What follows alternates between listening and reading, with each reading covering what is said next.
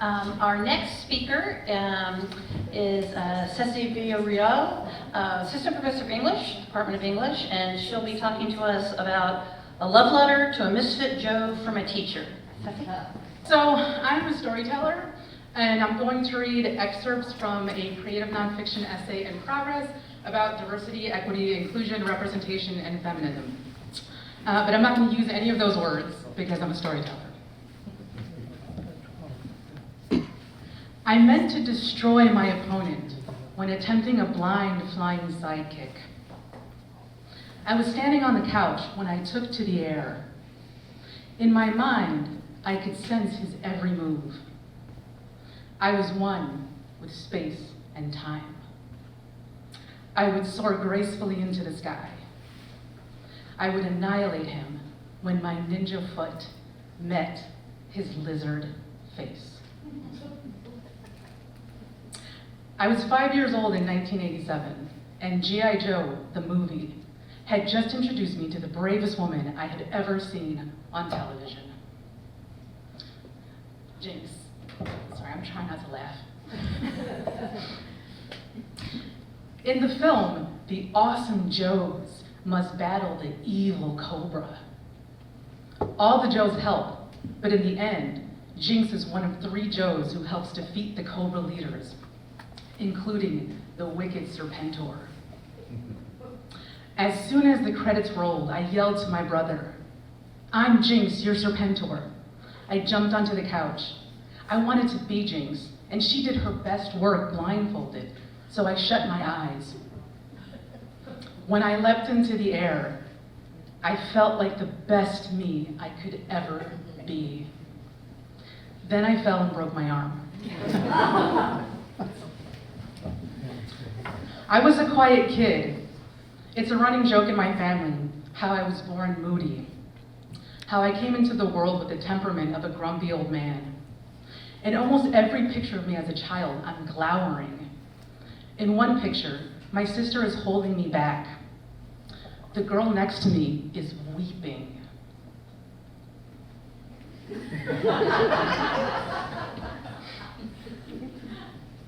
When I asked my parents what was happening, they said she wanted a toy of mine. They said she had lots of toys and I only had a few, but she didn't care and she still wanted my toy. So I yelled at her and had to be restrained, apparently. In another picture, it's my 3rd birthday. I'm wearing a pointy hat. I'm staring at my cake intently, and I look utterly dejected. It's as if I'm thinking, 3 already? Today I'm 3, tomorrow I'll be 60, soon I'll be dead. What's the point? The photos of me looking angry or sullen as a child are innumerable, but there is one where I'm smiling. I'm standing on the hood of my dad's station wagon. My curly hair is blowing in the wind, and I'm proudly holding up my broken arm. I'm standing up straight, my chest is puffed out, and I'm beaming. That cast is the first thing I ever earned. And I earned it by being a fierce fighter, by being brave and determined, by being Jinx.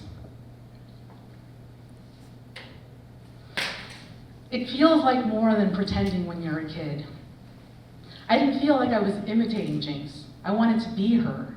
And when I jumped off that couch, I felt like I was her. What attracts us to the characters we see on TV or read in books? Why did I gravitate towards Jinx?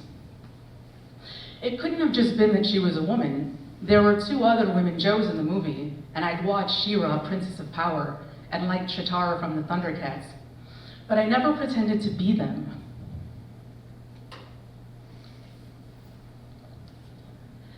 Jinx was the first non-white female hero I ever saw. And more important to me as a 5-year-old was that she was the first female hero I saw who wore what looked like really comfortable clothes. The woman wore loose-fitting clothes. And she had slip-on flat shoes and short dark hair, like I'd had.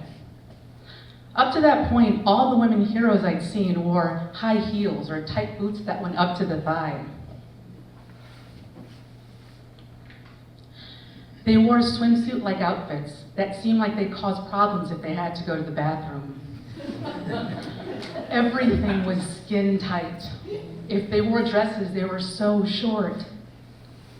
As a kid who knew what it was like to run around and play in the dirt, none of their outfits made sense to me.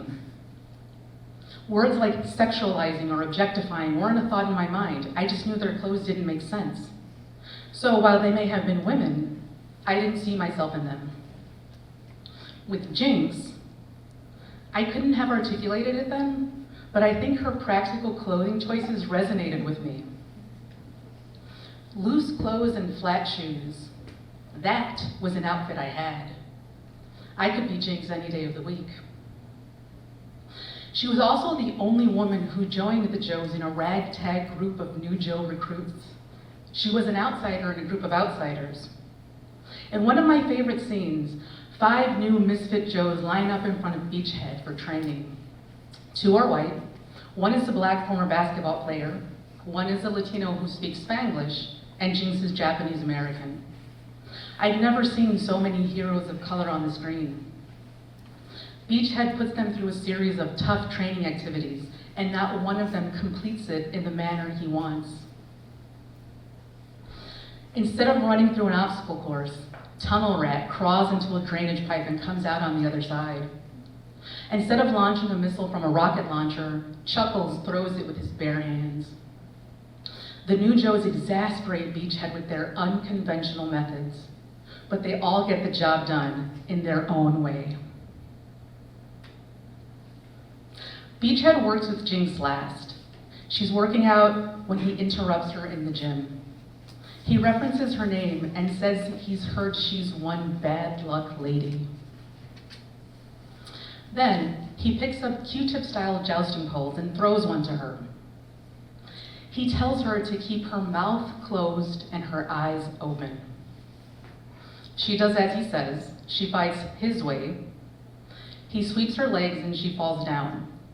He calls her pathetic, says she won't make it as a Joe, and he turns to leave. She stands up quick and says, "Care to try it again? My way?" Then she breaks her jousting pole in half, ties a blindfold over her eyes, flips in the air, disarms him easily, and knocks him on his back. As a 5-year-old, I just thought the scene was cool. As an adult, I can better understand why I loved her so much.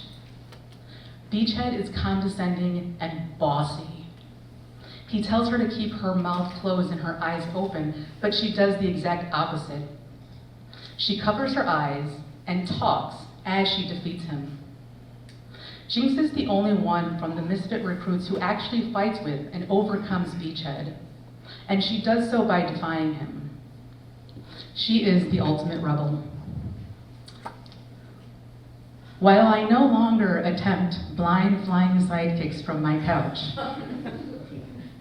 when I'm teaching in front of a classroom, in flat shoes and comfortable clothes, I'd like to think there's still a little bit of Jinx in me. Thank you.